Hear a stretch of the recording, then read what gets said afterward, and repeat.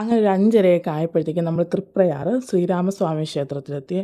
വലിയ തിരക്കൊന്നും ഇല്ലായിരുന്നു, പക്ഷെ ക്യൂ ഉണ്ടായിരുന്നു. എന്ന് വെച്ചാൽ ഒരുപാട് നമ്മൾ വിചാരിച്ചത്ര തിരക്കില്ലായിരുന്നു. നല്ല തിരക്കൊക്കെ ആണെങ്കിൽ നമ്മൾ ഈ നടന്നു പോകുന്ന വഴിയൊക്കെ ക്യൂ ആണ്, അവിടെയൊക്കെ ഇത് കെട്ടിയിട്ടിട്ടുണ്ട്. അങ്ങനെ ഞങ്ങൾ നേരെ ചെന്നപ്പം കുഞ്ഞുങ്ങളായിട്ട് നിൽക്കേണ്ട അമ്മമാർ അപ്പുറത്ത് നിൽക്കണമെന്ന് പറഞ്ഞു, കാരണം കുഞ്ഞുങ്ങൾ ആ ക്യൂവിൽ നിൽക്കേണ്ടാന്ന് പറഞ്ഞു. അങ്ങനെ ഞങ്ങൾ നേരെ, ഞാനും പിന്നെ കുറച്ച് പേരുണ്ടായിരുന്നു കുഞ്ഞുങ്ങളുമായിട്ട് വന്ന അമ്മമാർ, അവരെല്ലാവരും കൂടെ അപ്പുറത്ത് ഫ്രണ്ടിൽ പോയി ക്യൂ നിന്ന്. ഫ്രണ്ടിൽ ക്യൂ നിന്നപ്പോൾ നട തുറന്നില്ല, നട അടച്ചിട്ടിരിക്കുമായിരുന്നു. അതെന്തോ പൂജ എങ്ങാണ്ട് നടക്കുമായിരുന്നു.